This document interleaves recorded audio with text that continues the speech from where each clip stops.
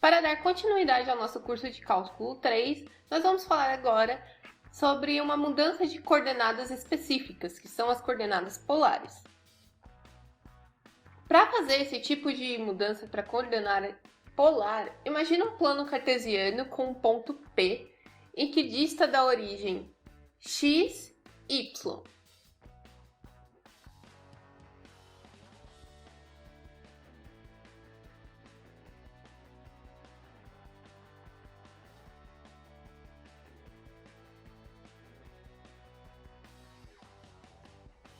Esse ponto P em coordenadas cartesianas pode ser escrito da forma P igual a xy.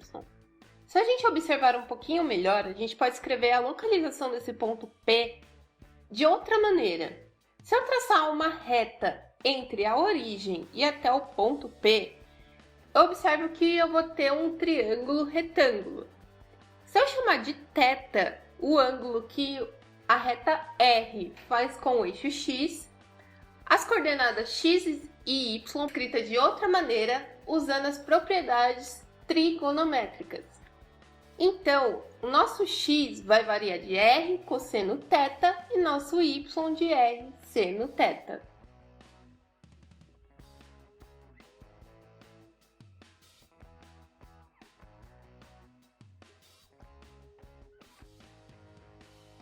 Assim, nossa integral dupla na região D de f de xy dx dy vai ser igual à integral dupla da região D de g de r θ jacobiano de φ dr dθ.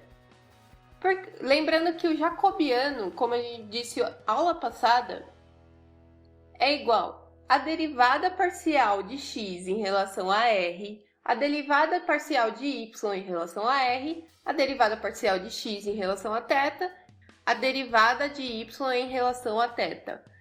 Tirando a determinante disso, para o caso de x igual a r cosseno θ e y igual a r seno θ, nós obtemos a determinante de cosseno θ seno θ menos r seno θ, r cosseno θ. Fazendo a determinante, nós vamos obter r cosseno ao quadrado θ mais r seno ao quadrado θ. E esse resultado, nós obtemos o valor de que jacobiano é igual a r. Agora vocês devem estar perguntando por que a gente vai usar essa mudança de variável, por que a gente tem que fazer isso? Assim, igual eu expliquei na aula passada, às vezes a função é muito difícil, você vê que intervalos ela vai estar variando, e aí os limites de integração vão ficar muito difíceis, você vai cair numa integral super difícil de resolver, então às vezes é muito melhor você mudar a variável para cair numa integral bem simples. Outra dica que eu vou dar para vocês é quando nós vamos usar essas coordenadas polares.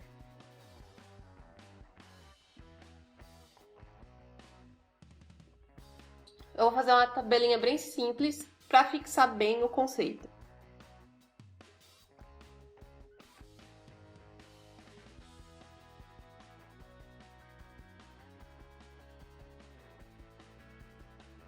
O tipo de curva que aparece mais em exercício e é usado esse tipo de mudança para coordenadas polares é quando a gente tem uma função que é a circunferência na origem. Quando a gente tem essa circunferência na origem, o nosso x a gente vai chamar de r cosseno θ, nosso y vai ser r seno θ e o jacobiano vai ser igual a r. Quando a gente tem a circunferência, mas ela está fora da origem, nós chamamos esse tipo de mudança de coordenadas polares deslocadas. E aí o que acontece com o nosso x? Nosso x vai ser igual a mais r cosseno θ, sendo que A é o deslocamento da circunferência. Quanto que a circunferência foi deslocada a partir da origem em relação ao eixo X. E nosso y vai ser igual a b mais r seno θ, sendo b o quanto a circunferência foi deslocada em relação a y. E o jacobiano dessa mudança de coordenadas também vai ser igual a r. Agora, outro tipo de curva que também pode ser usado coordenadas polares são as elipses. Se a elipse estiver na origem, essas coordenadas são chamadas coordenadas polares tortas.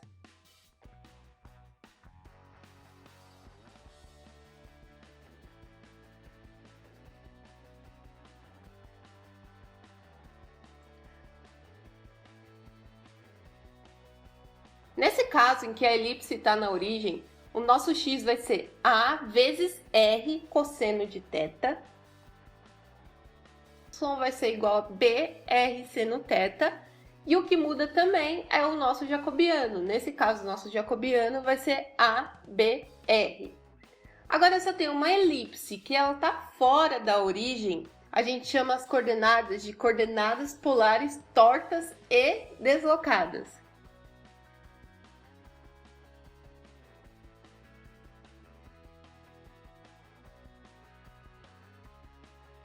Fazendo a mudança, nosso x vai ser igual a x0 mais AR cosseno θ.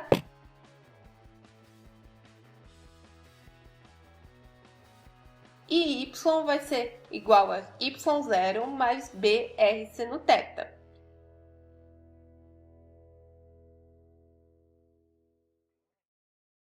E o jacobiano continua a ser ABR. Tendo essa tabelinha em mente, quando você usa o que, é bem fácil nos exercícios, é só aplicar. Então eu recomendo assim, para você ganhar um tempo, você já ir se acostumando, já ir decorando o tipo de curva e qual tipo de mudança você deve fazer e qual que é o jacobiano, para você não ter que ficar calculando toda hora qual que é o jacobiano. Isso demora um tempo, dependendo da equação, então é bom ter em mente.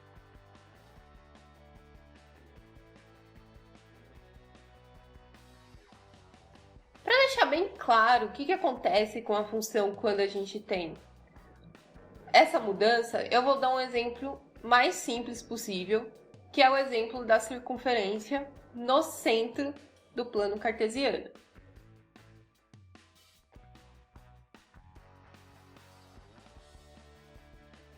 Vamos imaginar uma circunferência de raio 1 e que nossa região de integração é essa circunferência.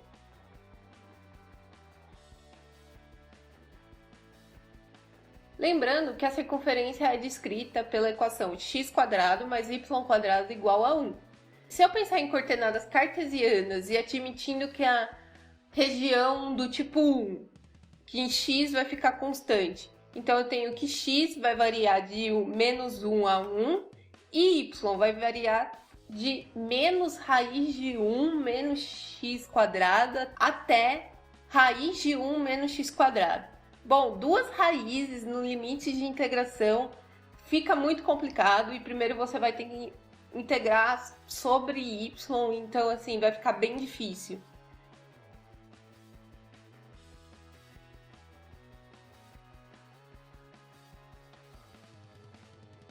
Aplicando a mudança para coordenadas polares, isso vai ficar bem mais simples. Se eu chamar x de r cosseno θ e y de r seno θ, e fazendo as variações, eu tenho que r, que é o raio da circunferência, vai variar de 0 até 1.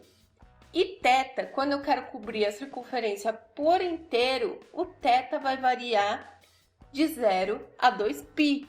Então, os limites de integração ficaram bem mais fáceis e bem mais simples do que se fossem em coordenadas cartesianas.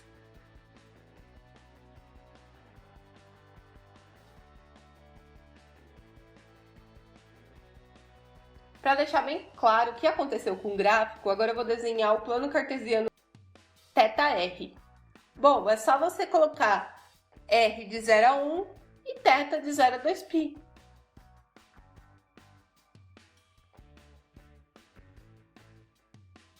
Como a gente pode perceber, a região virou uma região retangular que é super fácil de resolver, tanto que a gente começou a resolver integrais duplas só em regiões retangulares.